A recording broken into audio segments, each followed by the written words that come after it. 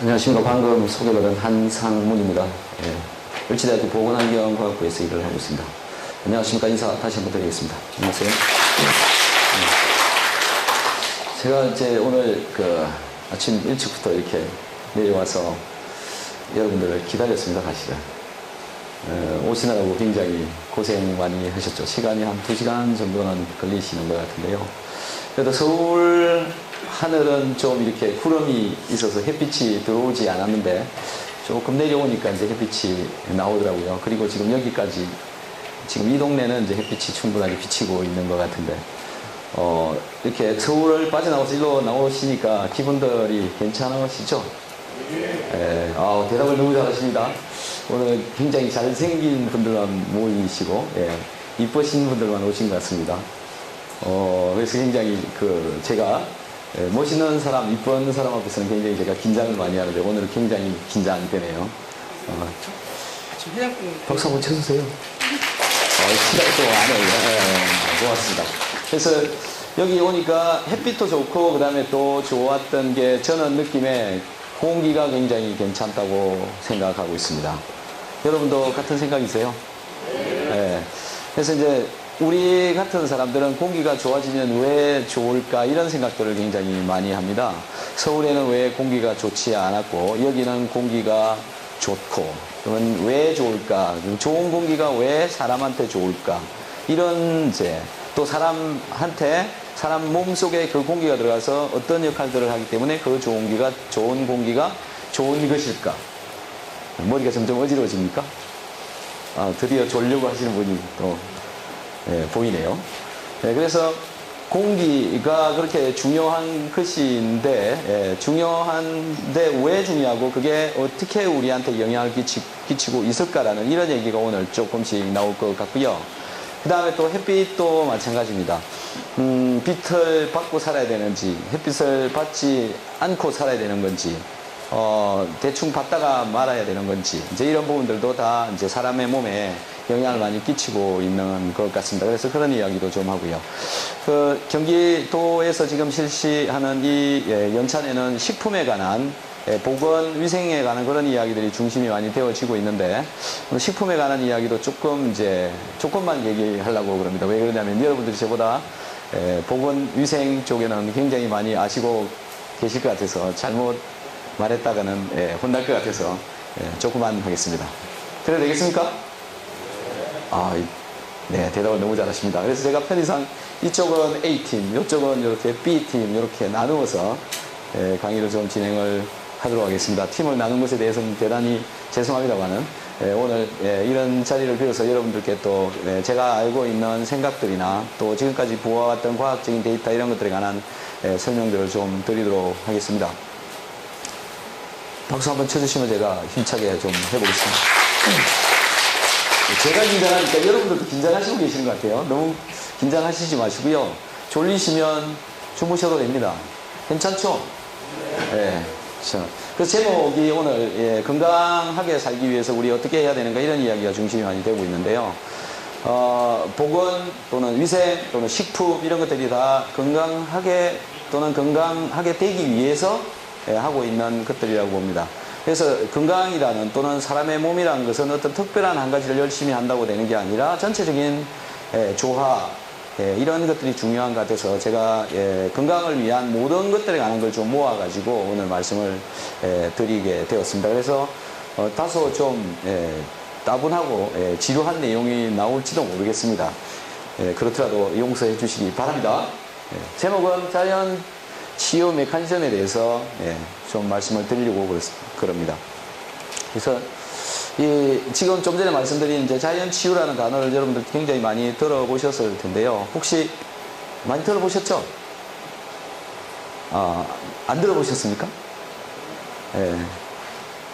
A팀 들어보셨습니까? B팀은요? 드디어 다 좋은 것 같습니다. 자, 그래서 이 아래 글을 좀 읽어보시면요. 이 세자의 글자로 만들어지는 글자거든요. 여기가 한번 읽어보겠습니다. 새롭고 시작.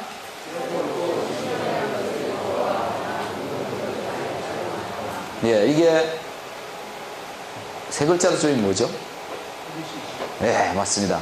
우리 호기심이라고 마치신 우리 앞에 앉아 계시는 선생님께 박수 한번 쳐주시기 바랍니다. 하라니까 전부 억지로 하는 것 같아요.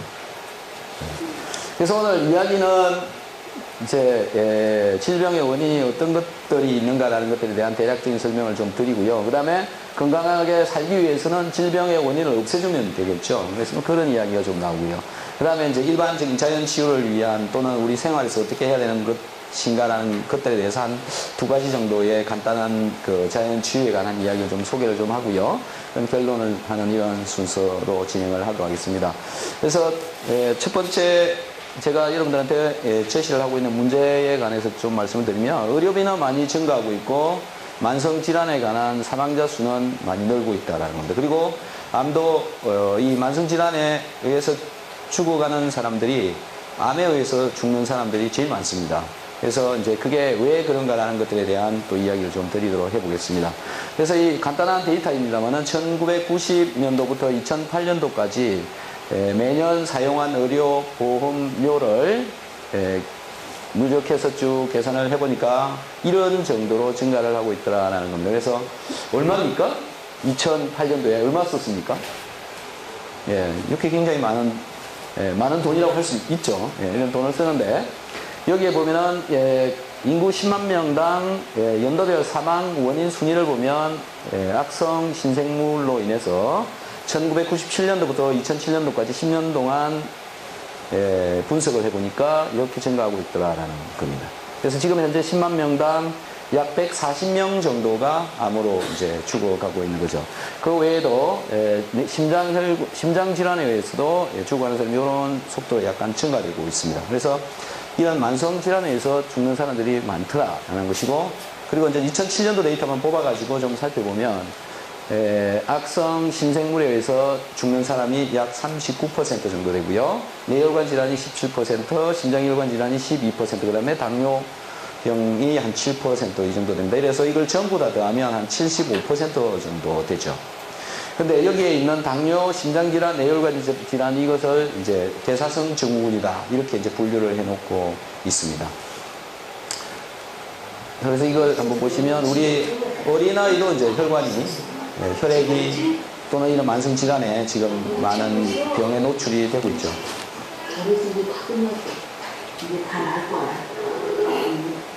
최근 들어 성인 뇌졸중과 비슷한 증세를 보이는 소아 뇌졸중은 늘고 있는 추세다.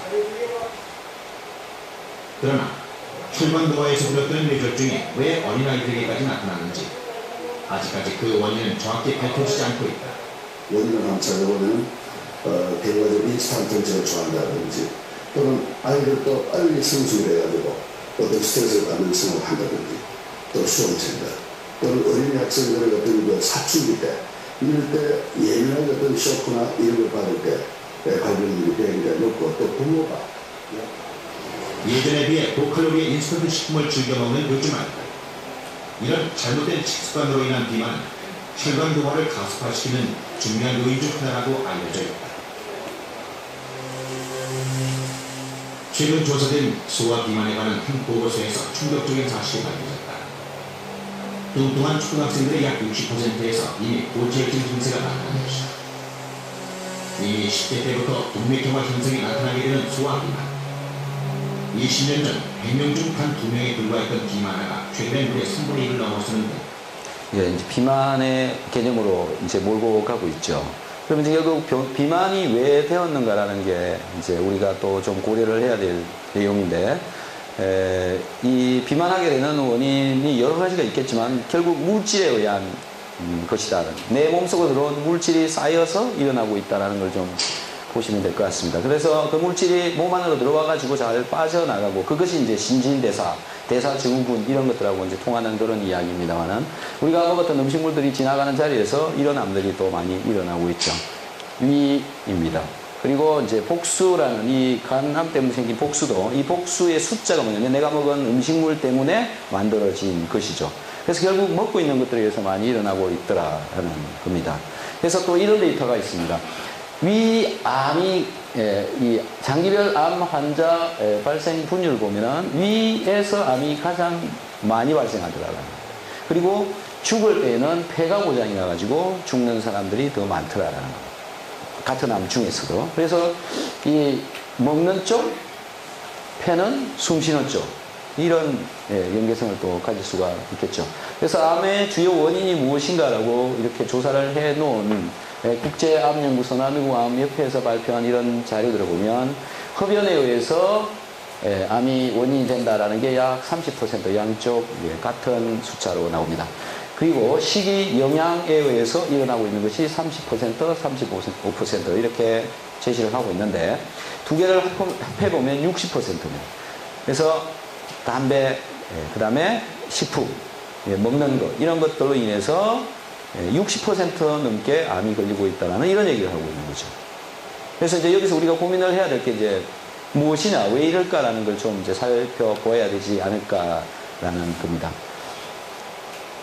그래서 질병의 원인은 다양하게 많이 있겠습니다만은 대사성 증후군도 있고 또 지금 암 이런 것들도 있습니다만은 얘가 왜 왔을까라는 걸 우리는 이제 깊이 있게 좀 생각을 해야 되는데 첫 번째 나왔던 게 음식에 의해서 일어난 것이었습니다. 음식 때문에 암이 발생한다. 지금 이런 얘기를 했었죠. 그래서 왜 음식이 문제를 일으키느냐. 음식이라는 것은 물질이었고 물질은 우리 몸속에 들어오고 그 물질이 우리 몸속에 계속 쌓이면 혈관을 비좁게 만든다. 혈관이 비좁아지면 문제가 일어난다. 이런 개념으로 말씀을 좀 드리고 싶습니다. 그래서 여기는 이제 혈관이 막혀가지고요. 그 다리를 잘라내는 그런 내용의 비디오입니다. 대수롭지 않게 생각했던 다리 통증. 그것은 엄청난 결과를 불러왔다.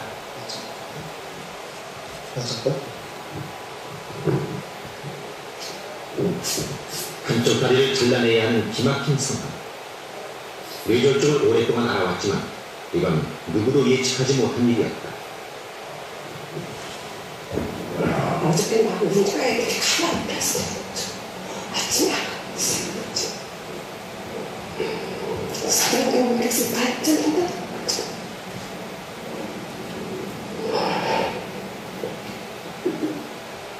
이번에 콩콩 대동맥입니다. 콩콩 대동맥이 모델로 보면 심장에서 끝으로 내려와서 양쪽 콩팥으로 가는데 콩팥으로 가는 혈관이 거의 일정은 좀 있지만요. 요 밑에 부분, 요 부위 창가에 맞춰있는 없는 상황입니다. 그렇게 되면 양쪽 다리도 피가 가지를 못하는 상황이죠. 이분은 혈관이 있어야 할 자리엔 아무것도 보이지 않는다. 다리의 혈관이 이미 오래전에 죽어버린 것이다. 아니면 상처가 있게 되면 절단을 치료해야 되겠죠. 몸에서 떼어낸 복부 대동맥. 혈관 상태는 생각보다 훨씬 심각했다. 이물질로 가득한 혈관은 이미 제 기능을 상실하고 있었다.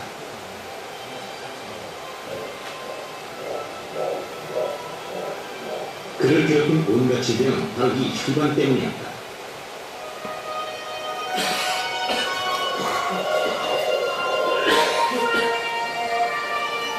현대인의 수많은 질병은 왜 혈관에서 비롯되는 것일까?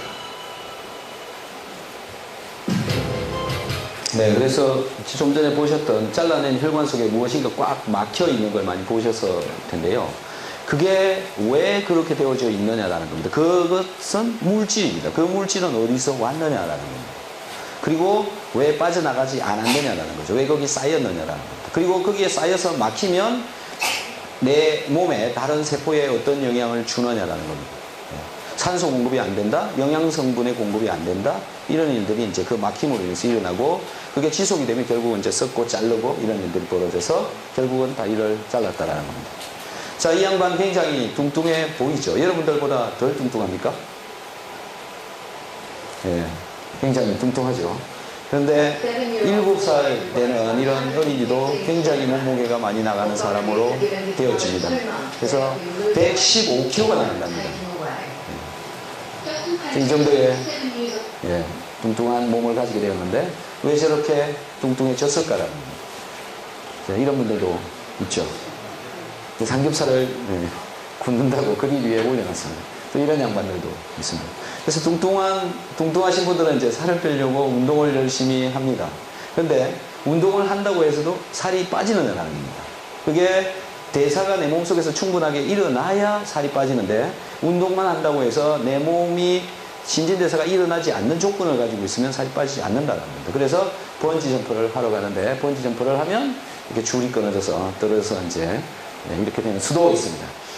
그리고 또 이 참 심각한 내용입니다만 밑에 어떤 다른 사람이 깔려 있습니다. 자, 이분은 이제 병으로 인해서 다리가 이렇게 많이 두꺼워진 겁니다만은 이런 살이 비만이 결국은 많은 우리 질병들을 만들고 있지 않느냐. 왜 그렇게 되어졌느냐라는 겁니다. 이거 그 먹고 있는 것들에 대한 문제점들이 굉장히 또 많이 있는데 이런 것들이 여러분들도 뭐 저보다 훨씬 더 잘 아시고 계실 겁니다만은 이게 이제 몸 속에서 대사가 되지 않고 계속 쌓이면 일어나는 것들이 있더라. 그래서 혈관이 이렇게 막히더라라는 거죠. 그래서 비만으로 이제 가게 됩니다. 이런 상태가 계속되면 보통 사람보다 혈관 질환에 걸릴 확률은 무려 10배나 높아집니다. 그 대가리보다 또 구성을 봤더니 한 60만 70%에서 복부 비만을 갖고 있는 것이 나왔습니다. 그래서 역시 그 복부 비만이 근원이 돼서 지금 얘기에 있었던 당뇨, 고혈압, 비만, 그다음에 동맥경화증 이런 것들이 힘들어 있는 것 같습니다. 수많은 성인병의 실체가 모두 하나라는 것을 밝히는 신드롬 X. 특히 혈관 질환을 일으키는 여러 위험 인자중 가장 대표적인 것은 바로 복부 비만, 만병의 근원의 복부 비만인 것입니다.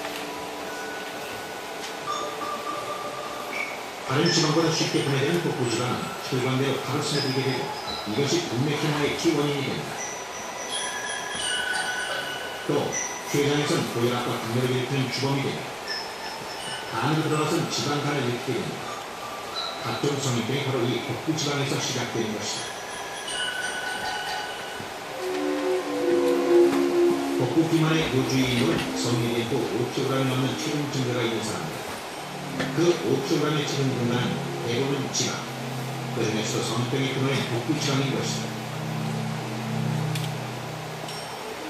때문에 성인병 치료의 첫 단계는 바로 체중 감량. 체중을 조금만 줄이더라도 성인병의 위험 인자는 눈에 띄게 줄어들게 됩니다. 예, 그래서 또 결국 비만에 관한 이야기가 나오고 복부 비만에 관한 이야기가 나오는 겁니다. 그래서 이 배에 여러분들 살이 좀 주로 찌잖아요. 이 손에 이렇게 살이 찌면 될 텐데 왜 배에서 살이 찔까라는 겁니다. 그래서 이 결국은 모세혈관이 지나가는 자리, 손끝, 발끝, 그 다음에 복부, 뇌, 뭐 이런 곳입니다만은 이 모세혈관이 있는 곳에 혈액 소통이나 또는 림프액 소통이 제대로 일어나지 않으면 막히고 그게 계속 쌓이고 우리가 먹었던 음식물 중에 들어있는 영양성분도 쌓이고 그게 이제 살로 만들어져 가고 있더라라는 건데 이게 결국은 막힌다라는 것이고 막힌다는 얘기는 영양성분이나 산소나 이런 것들이 제대로 공급이 되어지지 않는다라는 거예요. 그래서 좀 데이터를 찾아보면 모세혈관 혈액순환 장애, 그 다음에 산소 공급 저해, 그래서 저산소증으로 암세포를 만들어내고 있다라는 이런 이제 스토리가 되어져 나옵니다. 그래서 식이습관, 즉 물질이라는 것이 결국은 우리 몸에 영향을 주어서 물질이 직접적으로 암을 만드는 것보다는 이 내 몸이 그 물질로 인해서 살아가기가 힘드니까 암을 만들어 보고자 만든 것 아닌가라는 겁니다. 그래서 결국 그 첫 번째 원인은 산소가 부족해서 DNA가 부족한 산소 속에서도 살아남기 위해서 DNA를 바꾸어서 가는 도중에 일어나고 있는 질병이지 않느냐라는 겁니다. 그 다음에 이제 두 번째는 아까 흡연 때문에 약 30%, 35% 정도의 그 암이 발병되어졌던 거죠. 그래서 그걸 또 한번 살펴보도록 하겠습니다.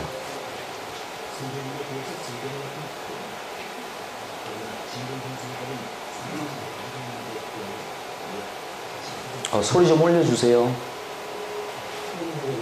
신경혈관을 수축하는 겁니다. 환자에 따라서 수축하는 정도가 차이 있지만 어떤 심한 환자의 경우에는 완전히 막히는 경우까지 볼 수 있습니다. 일본의 국립공중위성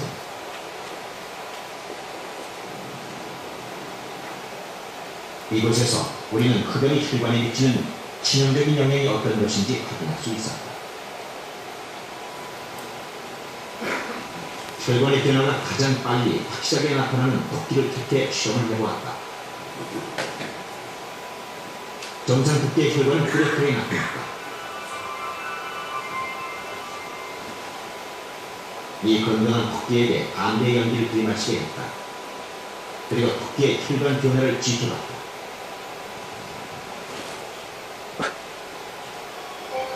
반대 연기를 들이마시자마자 혈관의 변화는 바로 나타났다.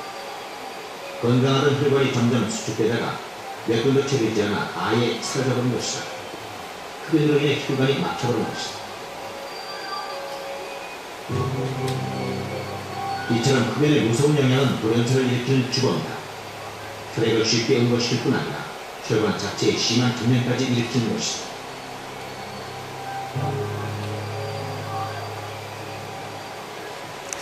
자, 이렇게 혈관을 막아버리면 어떤 영향을 끼칠까라는 겁니다. 그래서 우선 담배를 피우면 담배 연기가 생체 속으로 들어가게 되면 혈관이 이렇게 줄어들어 버리죠. 예, 지금 거의 쭈그러들어서 혈액이 흘러가지 못하는 상황을 만들어 버리고 있는데 왜 줄일까라는 거예요. 외부로부터 어떤 물질이 들어오면 내 몸을 보호하기 위해서 줄이고 있다. 그런데 이걸 줄이고 나면 혈액이 들어가지를 않기 때문에 필요한 산소를 세포한테 보내주기가 어렵게 되어져 버린다라는 겁니다. 근데 이게 담배를 한 번만 피고 끝을 내면 되는데 이게 이제 하루에 한 각씩 피는 사람의 경우에는 거의 30분에 한 개피 정도를 피게 되죠. 그럼 30분마다 한 번씩 이런 현상이 나타나고 있다는 겁니다. 그러면 세포에 30분마다 한 번씩 산소가 안 가고 있다. 이게 5년이 지나고 10년이 지나고 20년이 지나면 산소가 세포한테 적게 들어가는 상황으로 살아가고 있는 거다라는 거죠. 그래서 암의 원인이 뭐냐? 좀 전에 이렇게 혈관이 막혀가지고 썩어 있는 그런 다리도 보셨지만 암의 원인 중에 담배로부터 나오는 여러 가지 이런 물질들이 세포의 DNA를 망가뜨려서 암을 발생을 시킨다라는 게 일반적인 얘기로 되어져 있습니다. 이것도 맞죠. 그런데 또 한 가지가 이처럼 산소 공급이 안 돼서 일어난다는 겁니다. 그래서 담배를 피게 되면 이제 여러 가지 물질들이 내 몸속으로 들어오지만 그 중에 한 가지가 일산화탄소입니다. 일산화탄소는 여기 아래에 있는 이런 화학 기호로 나타내고 있죠. 그런데 원래 이 산소는 이 화학 결합을 2개의 결합을 가져야 된다. 그죠? 팔을 2개를 가져야 된다. 그런데 이 탄소와 결합할 때는 3개의 결합을 가집니다. 그리고 탄소는 원래 몇 개의 결합을 가져야 되느냐면 지금 뒤에 있습니다만은 4개의 결합을 4개의 결합을 가져야 됩니다. 그런데 지금 3개밖에 안 되죠.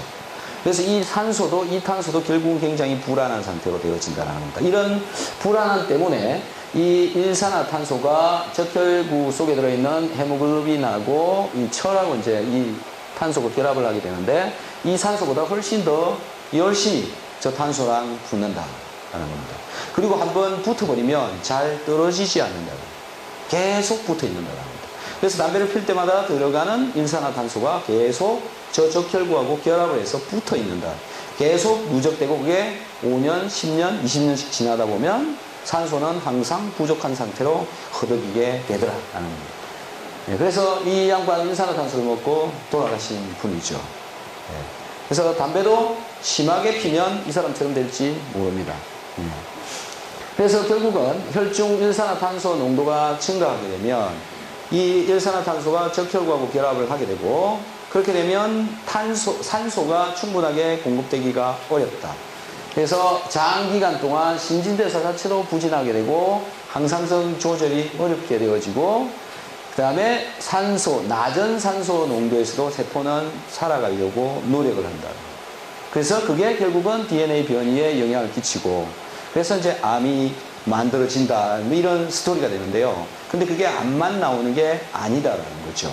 DNA가 망가지면 암이 발생되는 게 아니라 그 외에 여러 항상성 또는 신진대사가 저해되기 때문에 각종 질환을 일으켜갈 수 있다라는 걸 이제 말씀을 드리고 싶습니다. 그래서 결국 여러 가지 원인들이 있겠지만 산소가 암을 만드는데 큰 영향을 끼치지 않느냐.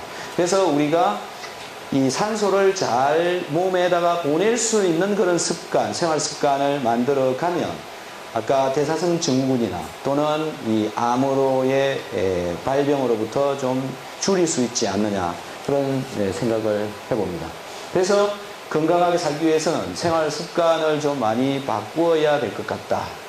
그래서 어떤 걸 무엇을 바꿀 것이냐라는 건데 이제 일반적으로 폭넓게 그냥 제가 말씀을 드리는 겁니다. 상세하게 세세하게 말씀을 드리려면 좀 너무 어렵고 또 양도 너무 많아질 것 같아서 폭넓게 그냥 적당하게 뭉뚱그려서 말씀을 드리는 내용이 이제 이겁니다. 그래서 첫 번째가 생활 습관에 관한 이야기, 그 다음에 식이 영양에 관한 이야기, 그 다음에 운동, 그 다음에 휴식과 수면에 관한 이야기, 스트레스와 관련되어져 있는 이야기, 그 다음에 환경에 관한 이야기. 이거 전체를 잘 해주어야 복원할 수 있지 않느냐라는 겁니다. 그래서 좀 더 깊이 있게 들어가서 세세하게 좀 보면 생활 습관에 관한 이야기 중에 맨날 술 먹기, 매일 술 먹기, 이 습관이 좋지 않은 이유가 무엇일까요? 질문이 너무 어렵습니까? 사지선다형으로 가면 아시겠습니까? 자, 그래서 술이라는 것은 결국 우리 몸에 외부로부터 들어오는 인지해야 될 것을 떨어뜨려줘요. 물론 적은 양의 알코올은 내 몸 전체적으로 릴렉스를 시켜줄 수 있기 때문에 좋은 면도 있습니다. 하지만 매일 먹는 술은 여러분들이 잘 아시고 계시겠지만은 결국 많은 나의 인지 능력을 떨어뜨려주고 있다. 그 다음에 좀 전에 말씀드렸던 담배 피기, 그 다음에 수면에 관한 습관인데 여러분들 얼마나 잘 주무시고 계시는지 모르겠습니다만은 저는 1년 365일 중에서 약 80%는 12시 안에 잡니다 라고 생각하시는 분 손 한번 들어보십시오. 오, 예, 굉장히 많으십니다. 그러면 한 11시 이전에 잡니다. 굉장히 좋은 습관을 가지고 계시네요. 예, 일찍 자는 게 좋다고 그럽니다. 그런데 보통 전체적으로 지금 여기 절반 이상은 거의 1시, 2시 이 정도에 주무시고 있지 않느냐라는 겁니다. 이게 결국은 이제 우리가 내 생체 시계를 조절하는데 영향을 끼치고 있다라는 겁니다. 그래서 뭐 늦게 일어나는 수도 발생을 하는 것이고, 그래서 수면 습관이 굉장히 중요하다라는 겁니다. 그래서 마우스를 가지고 실험을 한 그런 결과들을 보면요, 10일 동안 잠을 재우지 않으면 거의 죽는다고 합니다. 데이터는 죽는다고 합니다. 사람도 여러분들도 해보셨을 겁니다만은 한 3일씩 밤새고 나면 몸이 굉장히 말이 아니죠. 그런 형태로 되어져 간다. 그 다음에 또 한 가지가 이제 식사 습관인데 여러 가지가 있겠습니다만은 식사 습관 중에는 가장 중요한 게 식사 시간입니다. 그래서 정확한 시간에 음식을 내 몸에 넣어주고 그 들어온 음식을 내 몸에서 잘 처리할 수 있는 습관을 만들어주는 겁니다. 그런데 어떤 때는 먹었다가, 어떤 때는 안 먹었다가, 어떤 때는 많이 먹었다가, 어떤 때는 대충 먹었다가. 이제 이런 현상들이 결국 몸의 조절을 하는데 나쁘게 영향을 끼치더라. 그 다음에 운동입니다.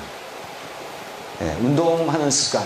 근데 여러분들, 나는 일주일에 한 3-4시간 이상은 운동을 합니다라고 생각하시는 분은 한번 해보십시오.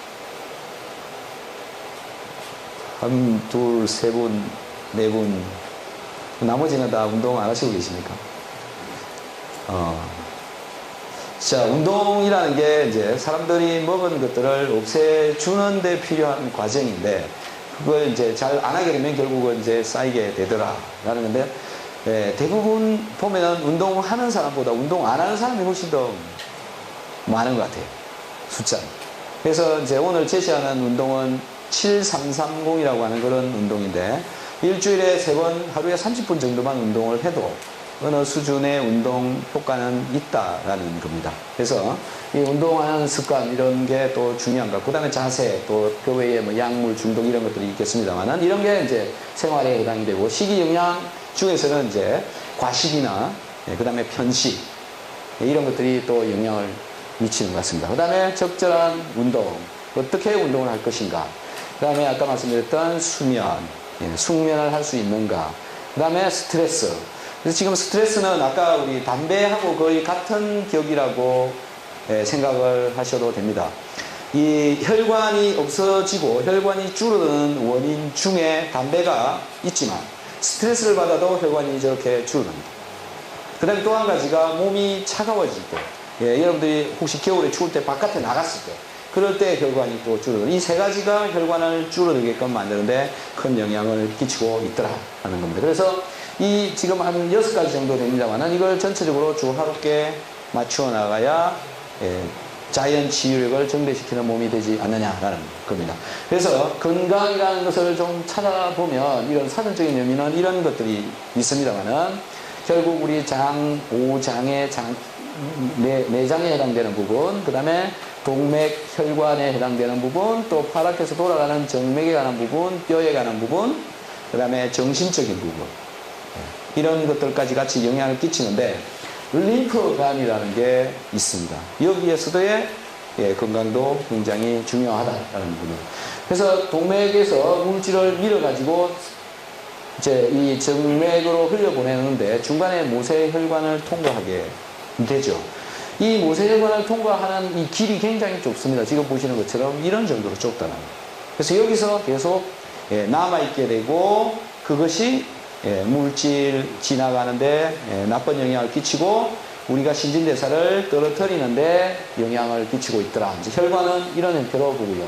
그 다음에 림프관도 이제 이렇게 붙어 있는데 림프관도 우리 정맥과 마찬가지로 판막이 들어있습니다. 여기 있는 림프 판막이 들어있는데 이 판막에 의해서 림프관이 돌아가고 있다.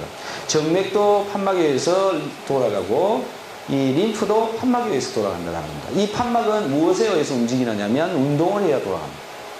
운동을 열심히 해줘야 잘 돌아간다라는 거죠. 그래서 이렇게 잘 돌아갈 수 있도록, 즉 신진대사가 잘 될 수 있는 몸을 만들어주는 게 굉장히 중요하다.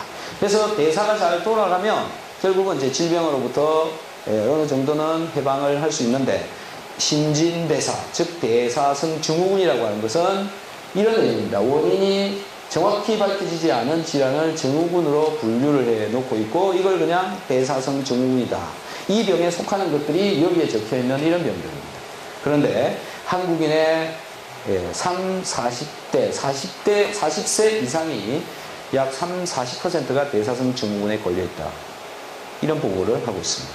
그래서 지금 대충 제가 보기에는 여러분들은 30대는 넘으신 것 같으시고요. 이 중에 약 30%, 40% 정도는 이런 질환과 연관성을 가지고 있지 않느냐는 거예요. 그래서 결국은 대사가 잘 돌아가야 된다라는 건데, 이제 대사를 그냥 좀 쉽게 여러분들하고 말씀을 좀 드려보면, 몸속으로 들어오는 것들과 몸속에서 바깥으로 나가야 하는 것들이 원활하게 잘 이루어져야 됩니다. 그래서 잘 들어오고 잘 나가고 이런 일들이 벌어져야 되는데, 들어오는 것들을 보면 공기, 물, 음식, 오염물질, 스트레스, 소리, 빛, 열, 진동 등등 이제 가지가지가 우리 몸속으로 들어오죠. 그 다음에 나가야 되는 것은 변, 오줌, 땀, 머리카락, 털, 손톱, 발톱, 이산화탄소, 수분, 지방, 각질, 눈물, 눈곱, 또 몸에서 이제 체열도 바깥으로 이렇게 빠져나가게 되는 이런 과정들이 있습니다만은, 우선 뭐 여러 가지 있겠습니다만은 변을 보시면 화장실 잘 가십니까? 대답을 안 하시니까 제가 또 손을 들게 만들어야겠네요. 나는 하루에 한 번씩 꼬박꼬박 화장실 갑니다. 손 한번 들어보십시오.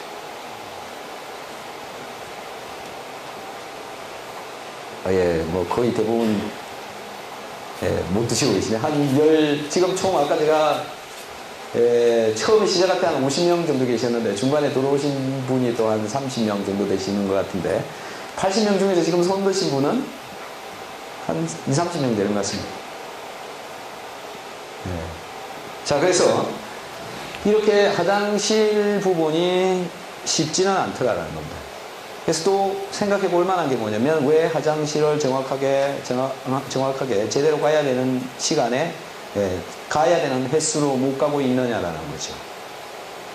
그 다음에 이제 오줌, 땀 이런 겁니다. 또 땀도 이제 고민해 볼 만한 대상이 되는데 여러분들은 한 달에 땀을 몇 번이나 흘릴까요? 나는 한 달에 땀을 거의 한 30번 정도 흘립니다. 손 한번 들어보시죠. 운동을 하시면 땀이 잘 나오시겠죠. 손 드는데 굉장히 인색해 하시는 분들만 모신 것 같아요. 예. 자, 그래서 땀 좀 잘 흘리면, 예, 땀을 흘려야 될까요? 땀이 안 나야 되는 게 맞습니까? 무엇이 맞죠? 예. 그 다음에 이제 머리카락입니다. 머리카락이 잘 나는 게 좋을까요? 안 나는 게 좋을까요? 어떤 게 좋습니까? 머리카락 왜 납니까? 저는 이런 걸 봤습니다. 머리카락을 뽑아가지고 중금속 농도를 검사를 하는 걸 봤습니다. 머리카락을 뽑아가지고 마약이 얼마나 들어있는지를 검사를 하는 걸 봤습니다. 머리카락을 뽑아서 약물이 얼마나 들어있는지를 검사를 하는 걸 봤습니다. 그럼 머리카락이 하는 역할이 뭐냐라는 거죠. 내 몸에 있는 여러 가지 물질들을 바깥으로 빼내주는 역할을 한다는 거예요. 그래서 이제 이 중에는 머리가 없으신 분이 별로 안 보이시는데 머리카락 숫자가 줄어들면 줄어들수록 몸속에 들어온 걸 빼내는데도 약화가 된다는 거죠. 예. 그래서 중요하죠. 털, 손톱, 발톱도 마찬가지입니다. 예, 열심히 기르면 깎아주면 됩니다. 그래서 그 속에 많은 물질들이 예, 빠져나가게 된다. 그 다음에 이제 각질, 눈물 이런 것들도 있습니다만은 여러분들 아침에 일어나면 눈곱이 느끼거나 또는 입술 주위에 뭔가 허옇게 이렇게 묻어 있는 그런 경우가 많이 발생하는데 그것도 내 몸에서 어떤 물질을 내놓는 겁니다. 잘 나가는 게 좋다는 거죠. 이렇게 잘 나가 죽어야 나의 신진대사는 잘 된다. 예. 그래서 대사가 이렇게 중요하다. 그래서 좀 더 깊이 있게 들어가서 좀 살펴보면 대사의 개념은 이런 겁니다. 빨간 색깔로 해놓은 게 외부로부터 들어오는 물질이라고 생각을 하시면 됩니다. 그래서 이게 몸속으로 들어오는 거죠. 그리고 이 아래쪽에 있는 건 세포입니다. 이제 세포의 일부만 잘라놓은 건데 이게 크기가 뭐 이 정도 된다고 생각하시면 되겠어요. 이렇게. 근데 그 세포의 표면에는 칼릭스라고 해서 글라이코 프로테인이 이렇게 들어 있습니다.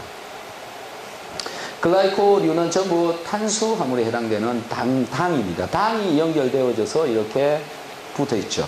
그래서 이 당들이 하는 이 일은 무엇이냐면 외부로부터 들어오는 물질에 대한 인식을 하는 걸로 쓰인다고 생각하시면 됩니다.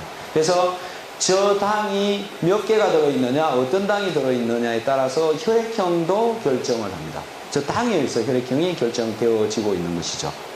그런데 이 당이 달라진다고 해서 혈액형에 따라서 사람의 성격이나 성질을 분류를 하기도 하죠.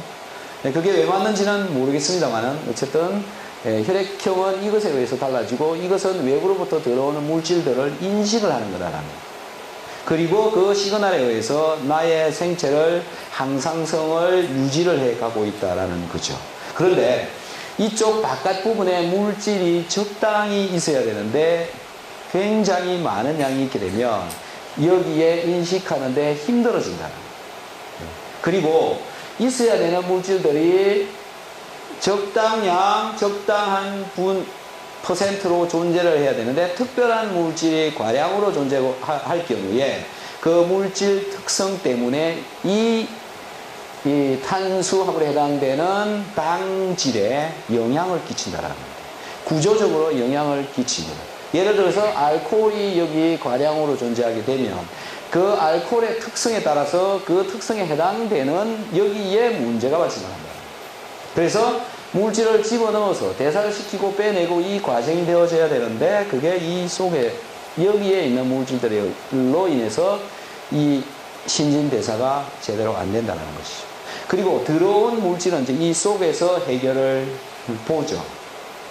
근데 잘 들어와야 되고 잘 나가야 되는데 그게 안 되고 있는. 결국은 세포 간 커뮤니케이션을 떨어뜨리는 것들이 외부에 있는 물질들이 요인이 많이 되고 있다. 그래서 신진대사를 잘 시키는 것은 무엇보다 중요하다라고 말씀을 드릴 수 있겠습니다. 그래서 잘 먹고 잘 바깥으로 빼내고 그 다음에 잘 자고가 건강을 지키는 비결이지 않느냐라는 건데 지금까지 강의를 잘 들으셨는지를 확인을 하기 위해서 문제를 하나 내보겠습니다. 한번 읽어보시죠. 큰 소리로. 시작.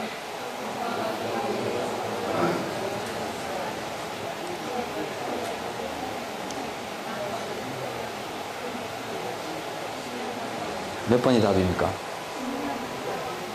예. 절반 이상은 잠을 제대로 못 주무셔서 그냥 주무시고 계시는 것 같아서 목소리가 좀 많이 적습니다만은 우리 A팀 잠 좀 깨야 될 것 같습니다. 박수 한 3번만 쳐보시죠. 네,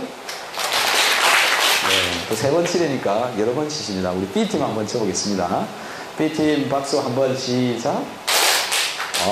예, 가끔 저렇게 또 틀리시는 분도 나오시죠. 자, 그래서 잠을 바짝 한번 이제 주무실 만큼 주무셨으니까 제 강의 시간이 이제 한 40분 정도 남았습니다. 여러분도 지겨우시지만 저도 참 지겹습니다. 솔직히 말해서. 자, 이게 몇 번입니까, 답이? 4번입니다. 네, 드디어 용감해지기 시작했습니다.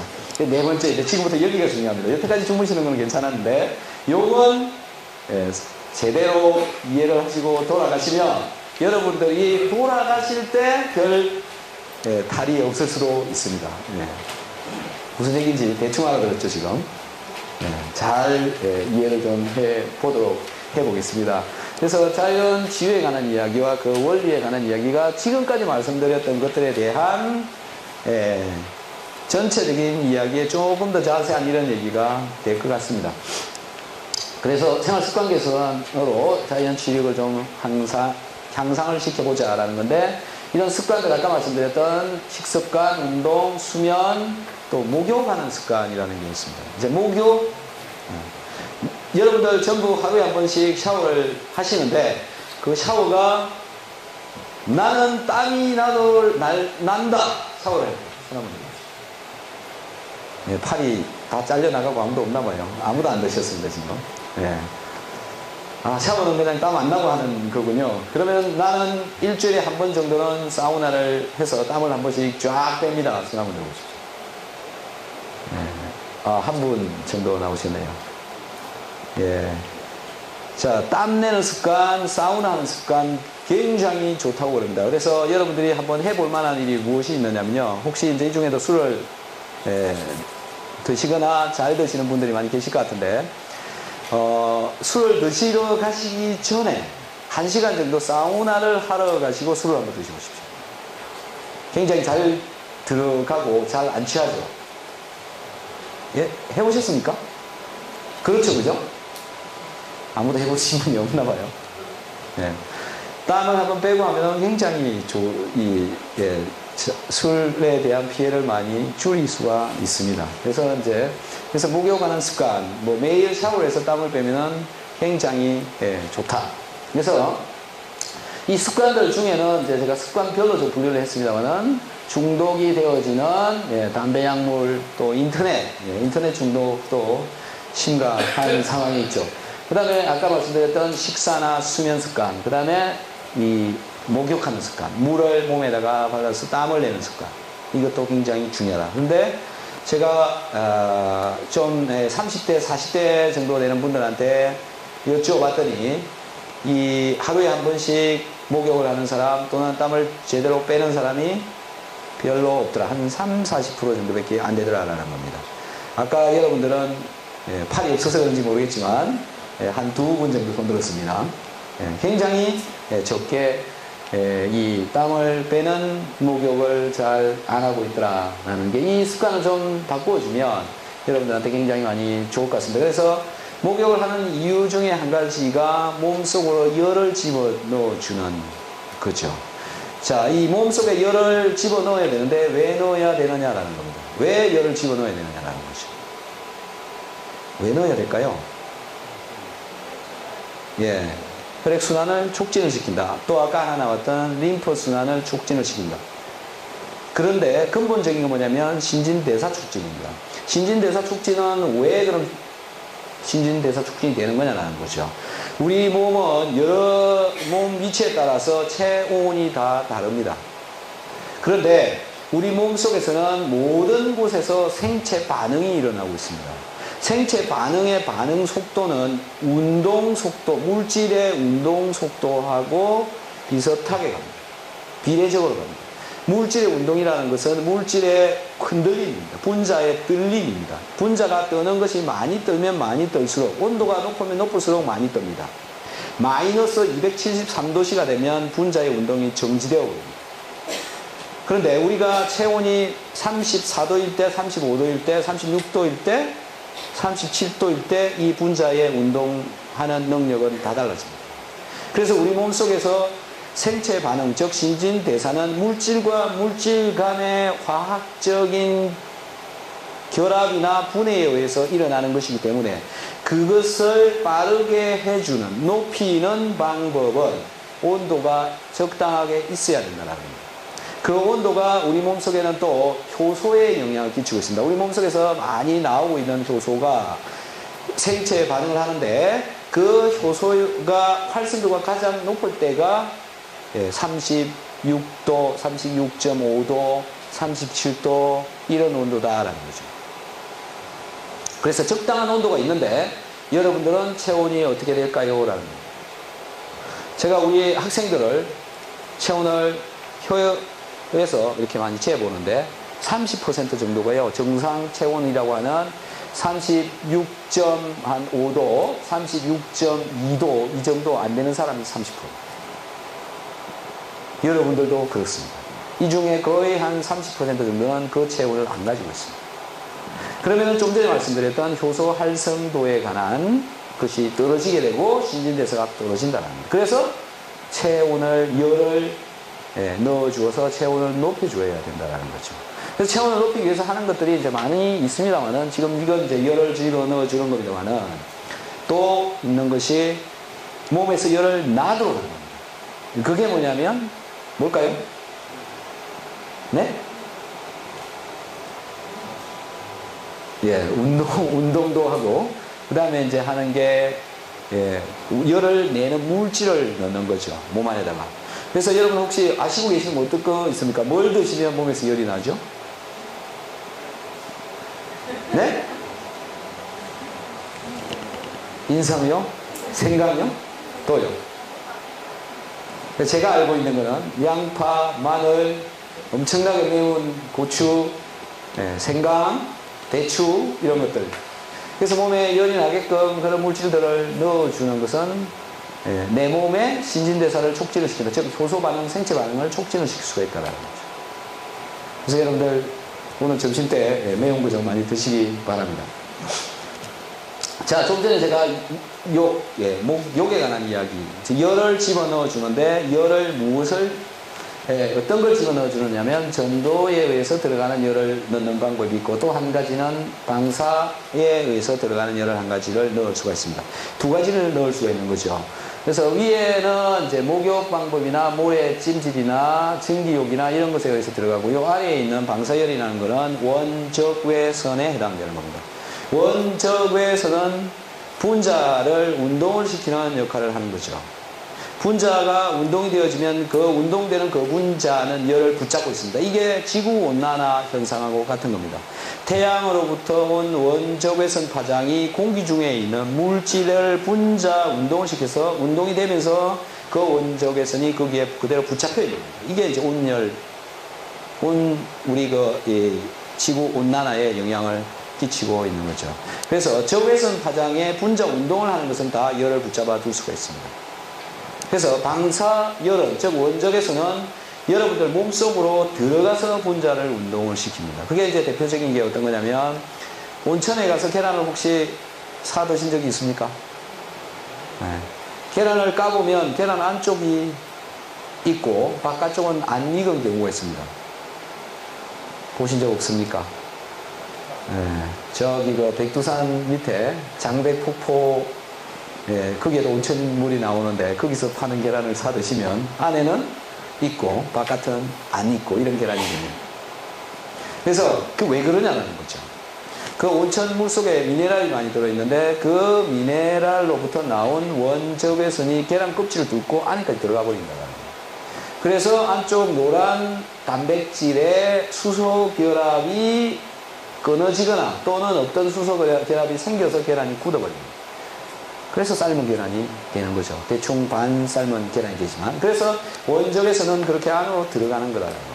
그래서 이 원적외선은 여러분 몸속으로도 들어간다라는 거. 들어가서 아까 분자를 흔들었던 것처럼 여러분 몸속에 있는 세포 속에 들어있는 분자를 흔들어 준다라는 거죠. 그래서 따뜻함이 이런 영향을 끼치는 거라는 거예요. 그래서 이제 이건 사전에 나오는 이야기를 제가 뺏겨왔습니다. 효과가 뭐냐? 말초 혈액순환 개선, 신진대사 촉진을 시켜준다는 거예요. 아까 대사성 증후군이 여기에 연결이 되는 겁니다.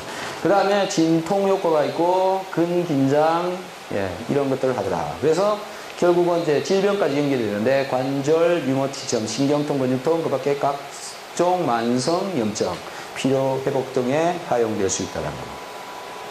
여기서 만성 염증이라고 그러는데 여러분들 몸속에 항상 염증은 생기고 있습니다. 혈관벽에도 염증이 일어나고 있습니다.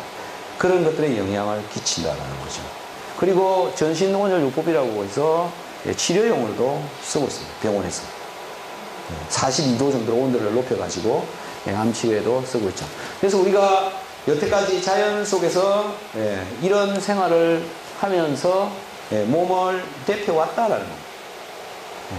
그래서 이건 이제 물을 뽀얗게 만드는 이 버번을 집어넣어서 목욕을 하는 그런 방법이고, 이건 이제 파라핀에다가 손을 담가가지고 있는 겁니다. 열을 가한 파라핀에다가. 그 다음에 이제 온천 같은 데 가서 이렇게 목욕을 하는 거. 이렇게 해서 이제 열을 집어넣는다든지, 모래 찜질을 해가지고 한다든지. 여긴 지금 머리가 어디가 없죠. 그 다음에 사우나를 하는 것들이 이제 열을 집어넣어 주는 거다. 요건 이제 전도열에 해당되는 겁니다. 전도열. 근데 이제 방사열은 이제 이런 것들이죠. 그래서 이제 태양광 히터 같은 거, 이게 이제 우리 난로로 쓰고 있는 것들이죠. 이 빛은 멀리 떨어져 있어도 우리를 따뜻하게 만들어 줍니다. 그리고 이제 이런 이 다이어트 캡슐이라고 이렇게 적혀 있습니다만은 이 속에도 사람이 들어가서 분자 운동을 시켜서 신진대사를 촉진을 시켜서 살을 빼는데도 활용을 하고 있더라라는 거죠.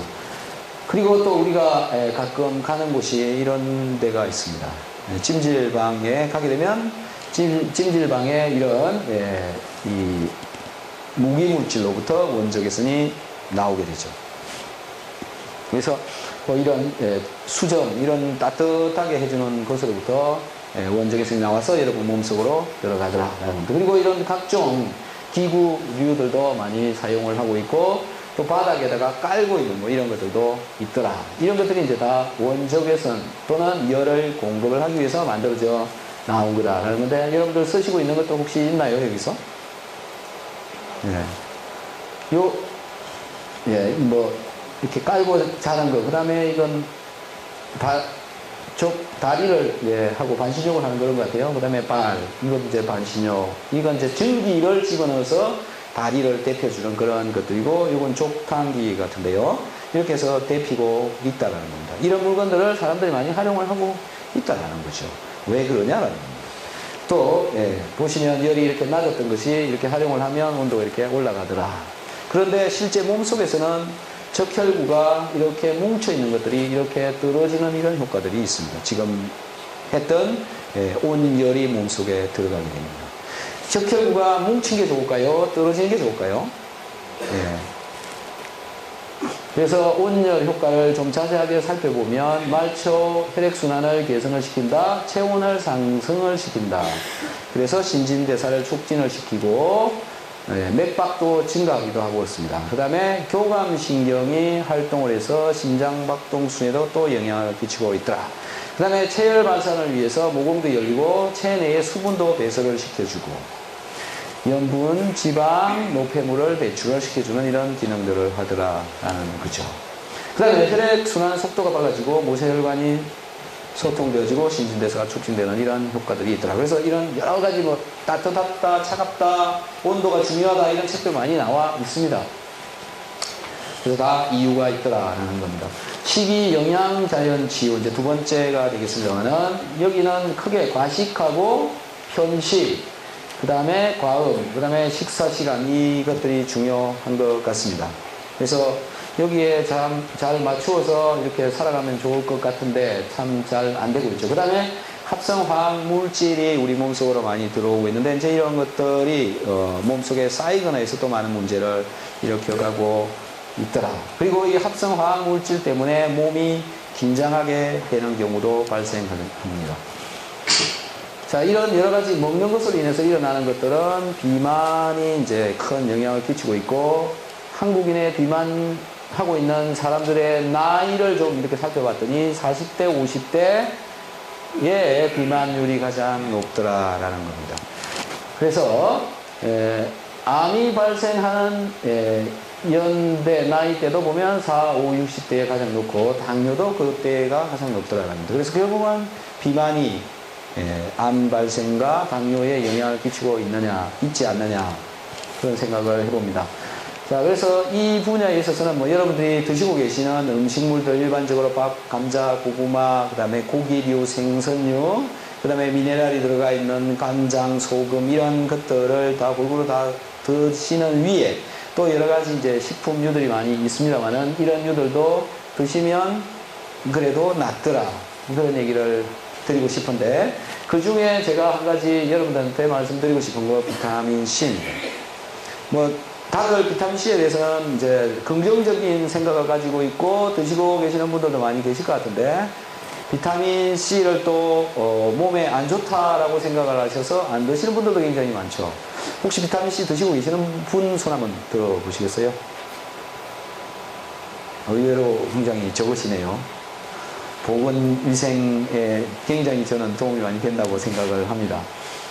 그래서 이제 제가 여기 이렇게 분류를 한 것은 물질의 그 분자 특성 화학 구조적으로 나누어서 지금 분류를 해 놓은 건데 나중에 가셔서 이 편 내부를 좀 잘 한번 고민해서 보시면 지금까지 만들어져 나오는 여러 가지 식품류들은 전부 이 안에 다 집어넣을 수가 있습니다. 분류시키기가 쉽죠. 뭐 제품이 예를 들어서 1000가지가 나오면 그 1000가지는 다 이 속으로 다 들어갑니다. 물질의 특성상으로 쪼개버립니다. 그래서 얘네들이 하는 역할이 뭐냐라는 거죠. 역할은 영양물질, 즉 칼로리를 내는 것들, 그 다음에 미네랄이라는 거는 이제 뼈를 만들고 전기를 생산하는 역할을 하는 거죠. 그래서 미네랄, 그 다음에 생체 호르몬 역할을 해주는 것들, 그 다음에 효소류는 이건 이제 단백질의 하나로 그냥 보시면 될 것 같고요. 그 다음에 항생제류가 있고 균류가 있고 기름류가 있습니다. 그래서 이건 다 기름이죠. 여기 불포화 지방류 이런 것들, 그 다음에 물 종류, 그 다음에 이제 뭐 야채, 채식 이런 것들이 이제 연관되어지게 되는데, 이런 형태로 뭐 또 다른 쪽으로도 분류를 해도 되겠습니다만은, 저는 이제 이렇게 화학 구조적으로 해서 좀 분류를 해 보았습니다. 좀 전에 이제 말씀드렸던 그 산에 관한 내용에 대해서 말씀을 드리면, 이 비타민 C는 산입니다. 산성입니다. 그런데 사람의 몸은 대부분 이제 스트레스 받거나 또 어떤 문제가 일어나거나 이런 일이 벌어졌을 때 소화력이 떨어집니다. 소화력이 떨어진다. 위가 잘 활동하지 못한다. 위산 분비량이 떨어진다. 이런 형태입니다. 그래서 위 염증들도 많이 발생을 하고 스트레스 때문에 염증이 많이 발생을 합니다. 그건 과립구가 증가하기 때문에 그렇습니다. 이 백혈구 속에 있는 과립구가 증가하기 때문에. 그래서 염증이 발생을 하면 소화가 안 되게 되고 소화 능력이 떨어지니까 위산 분비량도 떨어지고 이런 게 전부 연동되어져서 우리가 먹고 있는 음식물이 소화력이 떨어집니다. 그래서 이때 산성 물질을 넣어주면 훨씬 효과적으로 소화 능력이 올라가더라고요. 그게 적당히 우리가 제일 잘 넣어줄 수 있는 게 비타민 C라는 거죠. 쉽게 먹을 수 있는. 그래서 비타민 C의 역할을 좀 더 제가 자세하게 살펴봤습니다만은 음식을 소화를 시키는 역할을 하더라고요. 왜? 위산의 양이 적게 나오고 있기 때문에 그렇다는 겁니다. 자, 그래서 위산 보충제 역할을 하더라. 그 다음에 유산균의 발리입니다. 유산균한테 먹이가 되어서 유산균을 증식을 시키는 그런 역할들을 하더라. 그 다음에 항산화제 역할을 하는 겁니다. 항산화제. 이제 활성산소를 제거를 해주는 이런 역할을 한다.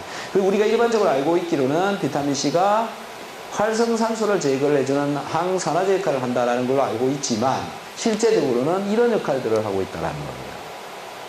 그 다음에 분자를 안정화시킨다는 겁니다. 우리가 먹었던 음식물들은 효소나 어떤 특별한 요인에 의해서 분해가 되고 다시 화학 결합을 하고 이 과정을 거치게 되는데 나누어졌을 때 그 분자의 안정도가 떨어집니다. 전자가 부족하거나 전자가 많이 존재하는 수가 생기는 거죠. 거기에 이 비타민C가 전자 공급체로서의 역할을 할 수가 있습니다. 그래서 분자 안정화를 시키고 반응해야 될 것이랑 반응할 수 있도록 도와준다는 거예요. 그래서 이런 역할. 그 다음 또 한 가지가 이제 산소 운반을 촉진을 시킨다. 즉, 헤모글빈 속에 들어있는 철 플러스 삼가로 되어져 있을 경우에는 산소가 결합하지 않습니다. 그러나 플러스 이가로 결합을 해 있을 때는, 만들어져 있을 때는 산소가 잘 결합을 하죠. 그래서 산소 운반을 촉진을 시켜주는 그런 역할을 한다. 그래서 굉장히 비타민 C는 또 많은 역할들을 이렇게 해주고 있더라라는 거죠. 그 다음에 이제 운동인데, 아까 말씀드렸던 7330의 운동이 가장 좋지 않느냐, 이런 얘기들을 이제 많이 하고 제시를 하고 있습니다. 그래서 운동을 하는 이유 중에 한 개가 체온을 높이기 위해서 하고 있더라. 그 다음에 잠을 자는 거, 잠을 자는, 수면을 취하는, 그것은 내 몸속에 독소를 제거하는 것도 있지만 외부로부터 일정 시간 동안 들어오는 자극을 없애버리는 거예요. 그래서 지금 여기 보시면 외부로부터 들어오는 자극을 줄이거나 집중도를 높이는, 이런 게 이제 수면, 숙면, 오락 뭐 이런 것들이 포함이 되는데, 외부로부터 여러 가지가 들어옵니다. 그걸 차단시켜주고 해서 자연 치력을 높여주더라. 그런 얘기를 말씀을 드릴 수 있겠습니다. 그 다음에 스트레스인데, 스트레스는 결국 우리 몸속의 교감신경과 부교감신경의 제어를 제대로 하지 못하도록 만들어주고, 교감신경이 이제 활성화되어지는 그런 상황에 있는 것이 이 스트레스죠. 아까 말씀드렸습니다만은 스트레스와 담배 피는 것과 차가운 추위에 노출되는 것은 같은 성질의 것이다라는 겁니다. 그래서 스트레스 굉장히 중요한데, 여러분들 스트레스 많이 지금 받고 계시는지 모르겠습니다만은 되도록이면 안 받으시는 게, 피하는 게 좋겠죠. 뭐 어떻게 피해야 될까라는 겁니다. 어떻게 피해야 될까요? 스트레스를. 참 어렵습니다.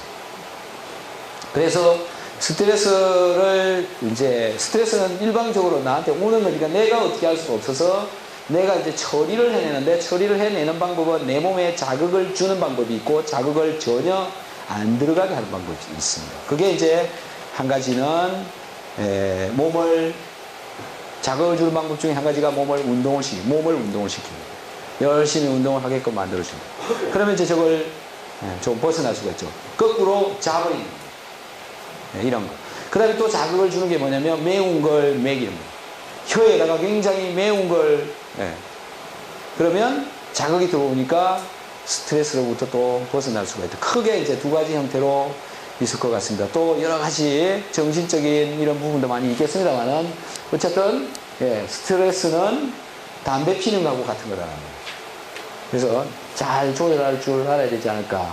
그 다음에 이제 공기에 관한 이야기입니다. 환경에 관한 이야기인데, 어떤 공기를 우리가 먹고 살아야 될까라는 거죠. 그래서 대표적인 건 이제 제가 말씀드리고 싶은 건 음이온이라는 겁니다. 이건 이제 산에 가면 굉장히 많이 나오죠. 제가 처음에 와서 아까 여기 올라와서 말씀드렸던 것 중에 서울과 여기의 차이가 무엇이냐라는 건데, 공기가 좋다. 공기가 어떻게 좋은 것이냐라는 거예요. 그게 여기에는 식물이 많아서 식물부터 빠져나오는 음이온이라고 하는 것이 훨씬 더 많이 있다라는 겁니다. 그게 여러분들 몸속으로 들어갑니다. 음이온이라는 것은 알고 보면 전자를 이야기를 하는 거죠. 전자라는 건데, 그래서 이 우리 몸에서 활성산소가 굉장히 많이 발생을 하는데, 발생하는 혈관을 타고 세포로 흡수되는데, 세포 안에 미토콘드리아에서 산소와 결합해 ATP라는 생체 에너지로 전환된다. 이때 약 5% 정도의 산소가 활성산소로 변하는데, 과다할 경우 우리 몸을 공격하고 세포를 손상시키는 것이다. 자, 이제 활성산소라는 이야기가 나오게 되죠. 그래서 자연스럽게 우리가 먹었던 음식물, 이런 것들로 인해서 활성산소는 발생을 하고 있고, 또 외부로부터 활성산소가 들어오기도 합니다. 대표적인 게 텔레비전, 브라운관 형식으로 만들어져 있는 텔레비전입니다. 거기서 나온 전자파가 문제를 일으켜서 그 공기가 우리 몸속으로 들어와서 활성산소가 들어오게 되는 거죠. 또 한 가지는 이제 외부로 내 몸속에 있는 전자가 뺏기는 겁니다. 이렇게 해서 또 문제가 많이 발생을 할 수가 있는데, 이걸 한번 좀 보시죠. 그래서 여기에 이제 음이온이라고 하는 것들에 관한 이야기가 많이 나옵니다만은, 바람이란 무엇인가? 그 속에 무엇이 숨어 있는가? 그 비밀을 술꾼들은 알고 있다. 뭐라 설명할 수는 없어도 물이 팔팔 흐고 산들바람이 부는 곳에서는 술잔을 하염없이 비우게 된다는 것을. 서울에서 마시는 거 어떤 그 술량하고 우리 이렇게 산에서 마시는 거하고 차이가 많이 나는 것 같습니다. 한 3배 이상 나는 것 같습니다. 방 속에 숨어있는 어떤 비밀스러운 존재가 술꾼들을 이토록 과음하게 만드는 것일까? 그 비밀을 풀기 위해서 소리고치 병원을 찾아 시곡구 국단 다카마츠시에 있는 이 병원은 음이온, 즉 마이너스 이온으로 환자들을 치우는 것이다. 청정한 자연 속에 많이 떠돌아다니는 음이온을 기계적으로 발생시켜서 난치병을 치료하는 전문 병원인데 당뇨병과 각종 암 치료에 음이온이 어떤 효력을 발생하는지 다른 연구를 진행하고 있다. 우리는 쥐가 아니라 사람이 직접 나서기로 했는데 오니시 노부이코 씨가 흔쾌히 나서 주었다. 술과 고기를 즐기고 난 후에 혈액이 어떻게 변하는가, 마이너스 이온, 음이온은 그것을 어떻게 풀어주는가, 우리 눈으로 그것을 확인할 수 있다면 우리 조상들이 왜 냇가에서 술 드시는 것을 그토록 즐겼는지, 그리고 그 후손들이 지금도 물가에 앉아 고기를 구우면서 과음해도 좋다고 생각하는지 그 비밀이 속 시원하게 풀릴 것이다.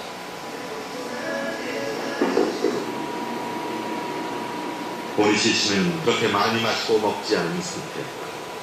고기를 10저름이나 먹었을까. 그리고 맥주는 3잔밖에 마시지 않았기 때문에 그 정도로는 무슨 변화가 나타날까. 취재팀은 모두 그렇게 생각하고 있었다. 그런데 결과는 생각보다 매우 끔찍한 것이었다.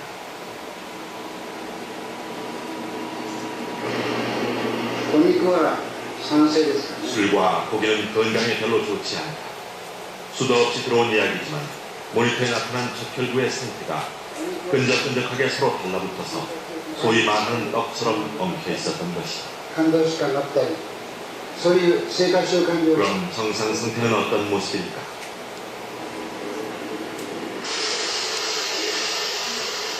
오니시 씨에게 20분이 주어졌다. 그는 엉켜붙은 적혈구들을 위해서 짧은 시간 병원의 인공 코 곁에 앉아 있었을 뿐이다. 미리 설치해둔 음이온 측정기로 공기 중에 음이온이 얼마나 분포되어 있는지 살펴보았더니 1立方cm당 10,000개가 조금 넘는 수치였는데 이 정도면 매우 양호한 상태라고 합니다.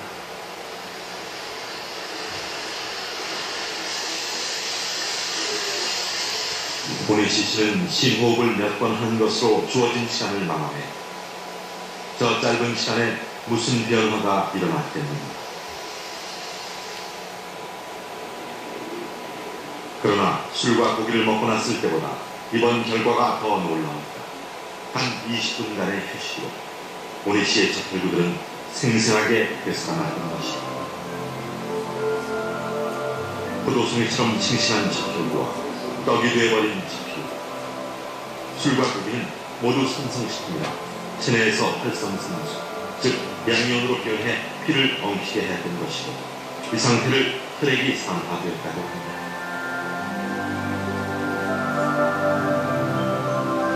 폭포 곁에서 맑은 공기를 들이마실 때 오니시 씨의 혈액 속에는 다량의 음이온이 들어가 적혈구를 제 모습으로 돌려주었던 것이다. まず活性酸素を消去するためにはですね、マイナスイオン以外にはないというふうに私は考えてますね。活性酸素を消去するものは電子なんですね。マイナスの電子が活性酸素を消去するわけですね。 만병의 원인이라는 활성산소는 우리가 살아 숨쉬고 있는 한 체내에서 저절로 생성되고 또 외부로부터 들어오기도 합니다. 우리 몸이 건강하면 견뎌내고 면역력이 떨어지면 여러 가지 병에 걸리는 것이다. 오니치 씨와 와다 씨의 평상시의 적혈구는 이런 모습이다. 서로 적당히 간격을 유지하며 활발하게 움직이고 산소 운반이 잘 되고 있다는 뜻으로 적혈구의 상태로만 보았을 때 오니치 씨의 건강 상태는 매우 양호하다. 와다 씨의 적혈구도 오니치 씨만큼은 아니지만 잘 흘러가고 있다. 이런 적혈구가 왜 끈적끈적 불량한 상태로 변합니까? 그것은 세포막의 지방이 양이온 때문에 산화되었기 때문이고 여러분은 TV를 잠시 보는 것만으로도 활성산소가 유발시키는 산화 현상을 아주 똑똑히 목격했습니다.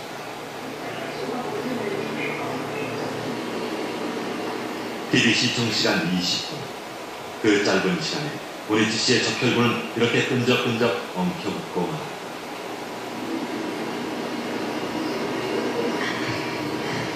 우리들의 인체가 이렇게도 예민하다는 말입니다. かなりどうなって 연구 결과에 따르면 생개의 세포는 하루 약 1000번이나 활성산소, 즉 양이온의 공격을 받는다고 합니다. 20分でこんなになると思わなかったです。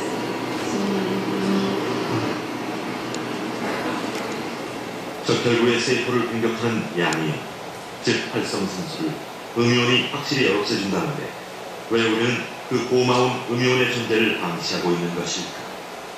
자, 음이온이라고 하는 그런 이야기가 나오게 되는데 실제적으로 이 음이온은 알고 보면 뭐냐면 전자를 말합니다. 또 다른 거 하나 보시면요. 독일의 아르테메 박사의 연구에 의하면 인간의 평균 수명이 적혈지방 50세, 온대지방 70세, 한대지방 85세로 차이가 큰 이유는 적혈지방은 기온이 높아서 대기가 팽창하므로 음이온과 산소가 수락하기 때문이라고 합니다. 반면 기온이 낮은 한대지방에 사는 사람들은 많은 양의 산소와 음이온을 마실 수 있기 때문에 적혈지방에 사는 사람들보다 오래 살 수 있다고 합니다. 그렇다고 우리가 오래 살기 위해서 한대지방으로 갈 수는 없죠. 그래서 여기서 말하는 음이온이라는 게 이제 우리가 잘 이해를 좀 해봐야 될 것 같습니다. 전자를 말을 하는 겁니다. 그래서 전자라고 하면 또 이제 뭘 의미하는 거냐라는 게 이제 좀 우리가 잘 봐야 되는데 여기 있는 모든 것이 다 전자입니다. 단지 결합되어져 있느냐 떨어져 있느냐 그 차이를 말씀을 드리는데 실제로 우리가 이제 전자를 구경을 한번 해보죠. 이 손을 사진을 찍어서 안으로 계속 들어가면서 한번 찍어 보겠습니다. 안으로 들어가서 또 안으로 들어가면 이제 혈액 속에 림프하고 같은 게 나오죠. 또 이 속으로 들어가서 찍어보면 이제 핵으로 들어가서 핵 속에는 DNA가 들어있습니다.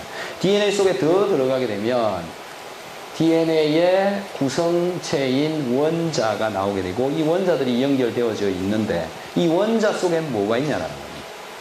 그래서 또 들어가면 전자가 보입니다. 원자는 전부 전자로 되어져 있다는 거죠. 그리고 그 안으로 들어가면 결국 핵이라는 게 하나 나옵니다. 핵이 전부 전자로 되어 있고 제일 안쪽에 핵이 들어있다. 전부 전자다. 이런 개념을 보시면 될 것 같습니다.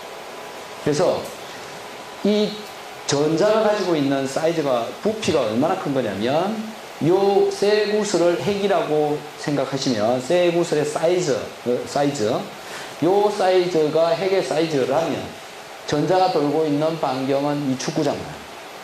그럼 결국은 전부 부피로 여러분들 눈에 보이는 건 다 전자다라는 거예요. 그 전자가 결합해 있느냐 떨어져 있느냐 이 차이라는 거죠. 결합해 있으면 탄력성이 있고 탄탄한 피부를 가지고 있고 염증이 없는 것이고 떨어져 나가면 떨어져 나갈수록 노화가 되고 염증이 일어나고 이런 형태로 가고 있다는 거죠. 그래서 전자가 이렇게 중요하다는 겁니다. 맑은 공기가 이렇게 중요하다는 겁니다. 그 전자 이게 전자입니다. 전기 불어오게 하는 거. 그렇다고 해서 저 전선을 우리가 몰고 있는다고 해서 전자가 들어가는 것은 아니겠죠. 죽기 때문에. 물론 전자는 들어갑니다. 그래서 이거는 그냥 넘기도록 하겠습니다. 그 음이온이 만들어지는 원리에 관한 이제 비디오 파일인데 음이온은 물 분자에 의해서 만들어집니다. 이게 산소이고 이게 수소입니다. 이렇게 붙어 있죠. 그런데 물컵 속에 들어있는 물은 이 수소와 다른 쪽에 있는 산소와 수소 결합을 해가지고 있습니다. 그래서 이렇게 결합해 있다고 보시면 되는데 여기 물이 있고 눈이 있습니다. 눈은 산소와 수소가 이쪽에 산소와 이쪽에 수소가 서로 수소 결합을 해가지고 있고 이 수소 결합의 숫자가 하나, 둘, 셋, 4개일 때 얼음이나 눈으로 존재합니다. 하지만 이게 4개가 아니고 3개로 존재하게 되면 물로 존재합니다. 이게 얼음과 물의 차이죠. 수증기로 되어서 날아갈 때는 증발해서 갈 때는 이 결합이 다 끊어져서 나가버립니다. 이 결합이 끊어질 때 전자가 튀어나온다라는 겁니다. 그래서 샤워를 할 때도 전자가 만들어서 나오고, 샤워를 할 때 이 코, 폐, 그 다음에 이 피부를 통해서 전자가 몸속으로 들어갑니다. 가습기를 켜두어도 전자가 많이 나옵니다. 이게 몸 안에 들어가서 혈구를 떨어뜨리는 역할을 합니다. 실제적으로 전자의 수를 측정을 하는 기계를 가지고 재보면요, 이쪽에서 한 3, 4천 개 이 정도 나오고요, 여기서 2만 5천 개 정도씩 나옵니다. 1cc당입니다. 그 다음에 위장원에서 쓰고 있는 이런 스프레이입니다. 물을 증기로 만들어서, 이제 가루로 만들어서 뿌리는 겁니다, 머리카락에. 그러면 이제 이 염색을 하거나 이렇게 하면 이 머리카락에 손상이 많이 일어나죠. 손상이라는 게 전자 빼앗김입니다. 산화의 개념이죠. 거기에 전자를 채워주면 머리에 코팅을 시킬 수가 있죠. 그래서 굉장히 이제 효과적으로 쓸 수 있는 것들이죠. 샤워기, 그 다음에 그냥 공기 중에서 이렇게 뿌리는 이런 것들도 음이온이 전자라는 게 만들어져 납니다. 그리고 마이크로 버블, 미세한 기포를 만들어내는 이런 기계들이 있는데, 이걸 켜서 물속에다 집어넣으면 기포가 만들어지는데, 그때도 물 분자를 가루로 내립니다. 그래서 이렇게 뿌옇게 보이는 거죠. 이 알갱이, 기포 알갱이 속에 전자가 들어가 있습니다. 이건 뭐 굉장히 많은 숫자가 나옵니다. 그리고 이제 이건 샤워기에 관한 이야기인데, 비디오 파일이라서 한 몇만 좀 보고 넘기겠습니다.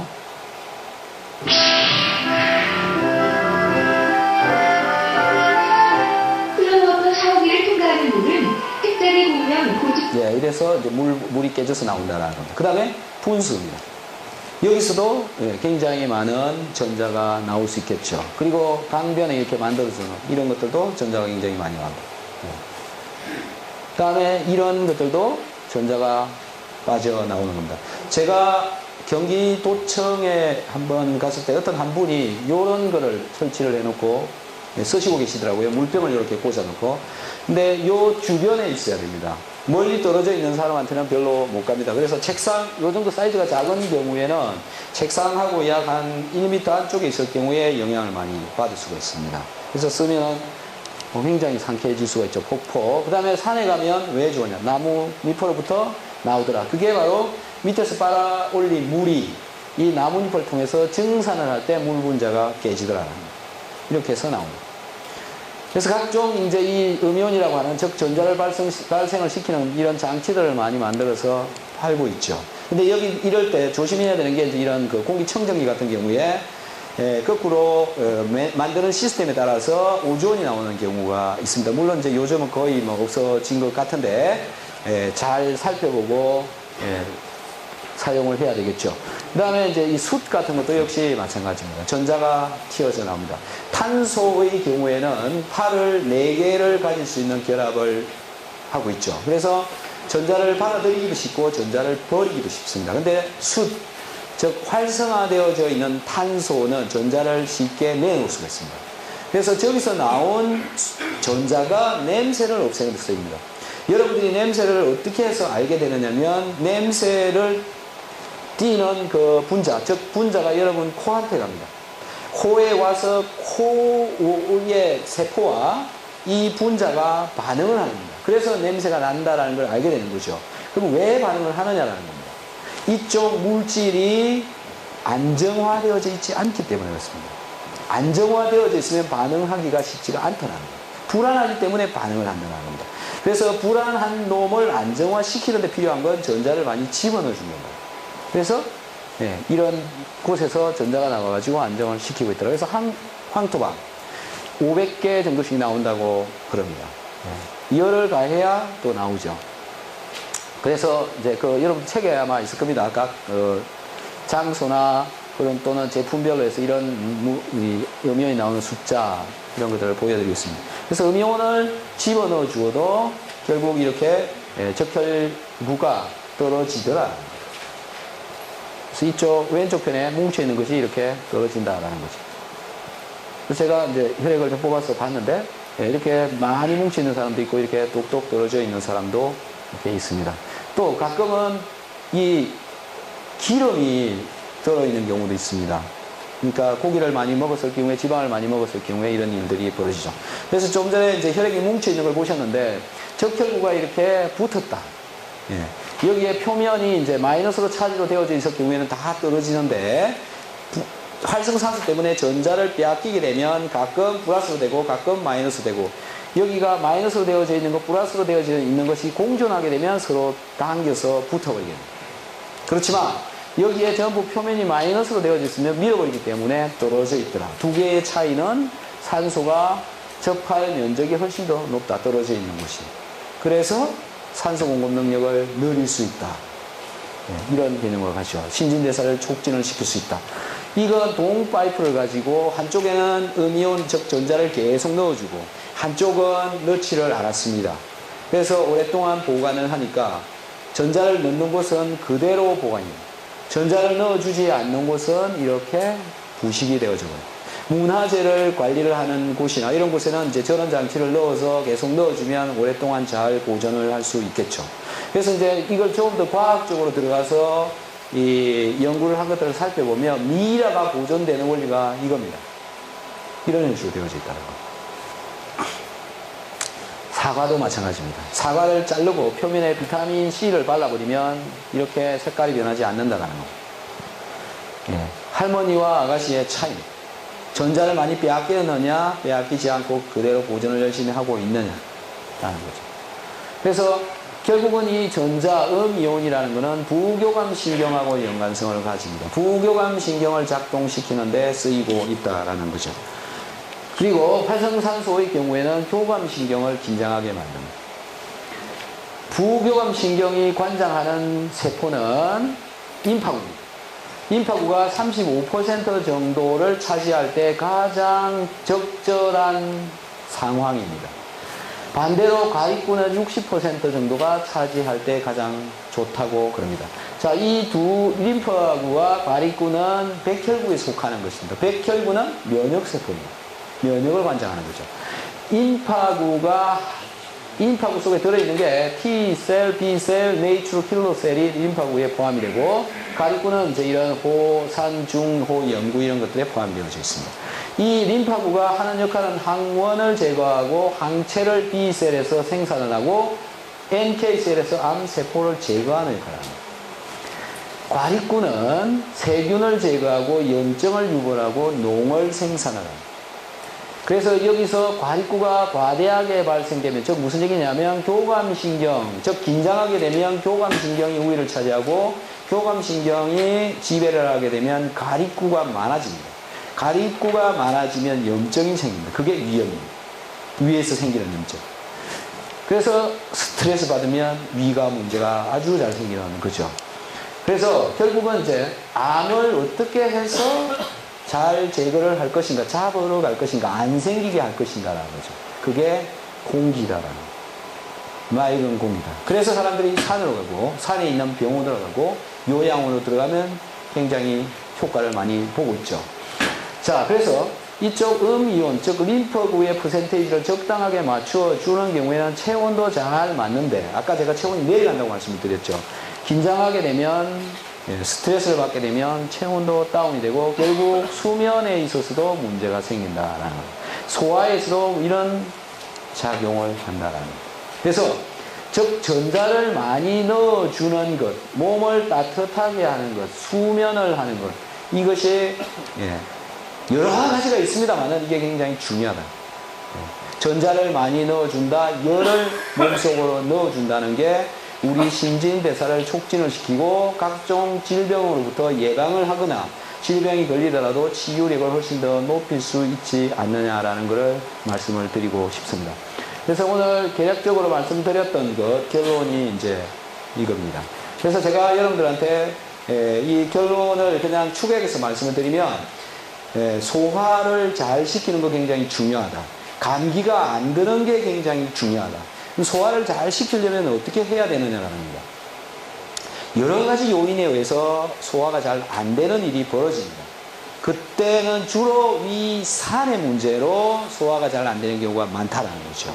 또는 아까 긴장에 의해서 그런 일이 벌어지지만 산성 물질을 많이 넣어주는 게 좋다라는 겁니다. 근데 산성 물질, 즉 우리 몸속에서 분비가 되는 게 위산인데, 우리가 위산은 염산이죠. 염산을 먹을 수는 없지 않습니까? 그래서 산성물질이 가장 몸에 편하게 집어넣어 줄 수 있는 게 비타민 C라는 거죠. 그래서 열심히 드시는 경우에 소화를 굉장히 원활하게 항상 잘 할 수 있다는 거. 그 다음에 한 가지가 감기입니다. 춥지 않게 하면 감기가 덜 걸립니다. 그래서 따뜻하게 해주는, 즉 열을 많이 잘 넣어주는 그런 생활 습관을 가지는 게 좋다는 거죠. 그 다음에 숙면입니다. 잠을 자면 체온이 올라갑니다. 여러분 주무시기 전에 하고 낮에 하고 주무시고 바로 일어났을 때하고 체온 같은 거 한번 재보세요. 차이가 좀 납니다. 그래서 숙면을 취하는 거 굉장히 좋은 생활 습관이다라는 것을 좀 말씀을 드리고 싶습니다. 그래서 공기, 그 다음에 열, 그 다음에 비타민 C, 그 다음에 잠자는 것, 이런 것들을 잘 하면 산소 공급도 촉진이 되고 자율신경 조절도 잘 되고 면역 세포들을 일정한 비율로 잘 유지를 할 수 있다라는 것을 말씀을 드렸습니다.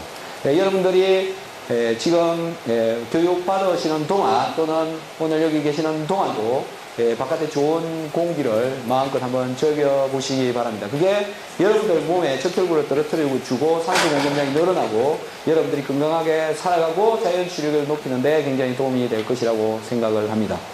굉장히 따분하고 긴 시간이었습니다만은 여러분들은 어떠셨는지 모르겠습니다.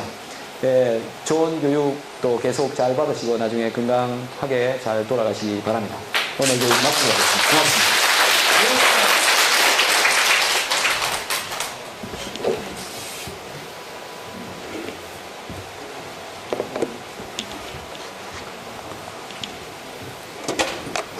네, 우리 아주 유익한 강의를 해주신 옥수대학교 한강문 교수님께 다시 한번 감사의 박수. 네, 우리 건강을 위해서 꼭 필수적으로 봐야 될 내용이고 또 많은 도움이 됐으리라고 봅니다. 자, 그 안에 그래서 다음은 이제 오늘 아침에 오시고 바쁘게 오셨을 것 같은데 식사를 해야 되는데 제가 이제 여기 구경하시는 분들은 바로 식사를 하시고 오늘 그 표창 대상되신 분들이기 때문에 바로 저희 국장님이 오셔가지고 바로 진행을 하고 왔습니다. 그러니까 제가 조치를 생략하고 부르시는 분들은 식사하시고 12시 50분까지 여기 오셔가지고 있죠.